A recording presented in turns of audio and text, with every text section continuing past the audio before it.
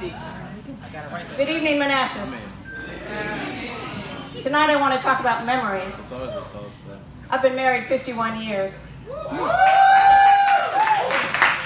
Thank you. So in the early years of our marriage, whenever my husband and I would go somewhere together, and we come back and we tell friends about where we've been, you would think we had been to different places. I've noticed a change recently.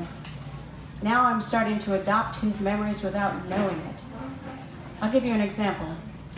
Last week, when I was talking about beeps in our machines, I also talked about my ideal road system would have bumps that played music, so if you crossed the lane because you were falling asleep, the music would wake you up. When I came home that night, I told my husband about that story. It's one of the stories I told.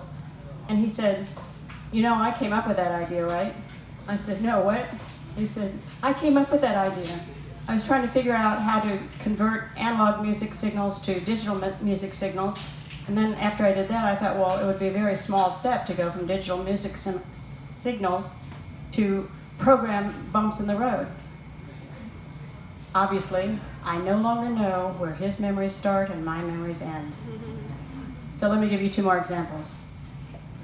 Hair dryer. So when our son was a toddler, he watched my husband pour oil into our lawnmower. Now my husband could tell, this is how I now know it's not my memory. My husband could tell you what kind of oil it was and what kind of engine it was, two-stroke engine or something like that. But he must have told me the story about pouring oil into his lawnmower when he told me the story about how he'd walked in on our son pouring hand lotion into my hair dryer, because the plastic case of my hair dryer looked a lot like the plastic case on top of the lawnmower. I apparently only learned this when he told me I needed a new hair dryer, and then he told me why. There's another story about when our son was still a toddler. We got a cat from a house that had 17 cats. So our cat was very protective of its food. One day, our son was walking around the corner in our living room, and the cat jumped out and scratched his face. Now, I completely remember his screaming, my washing off the blood on his face, and especially a few days later, when I walked in on him holding the cat over our stairwell. He dropped it before I could stop him.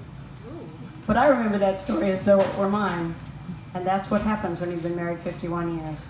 Thank you. You can find me on Facebook, you can find me on YouTube, and I'm here most Thursday nights. Thank you.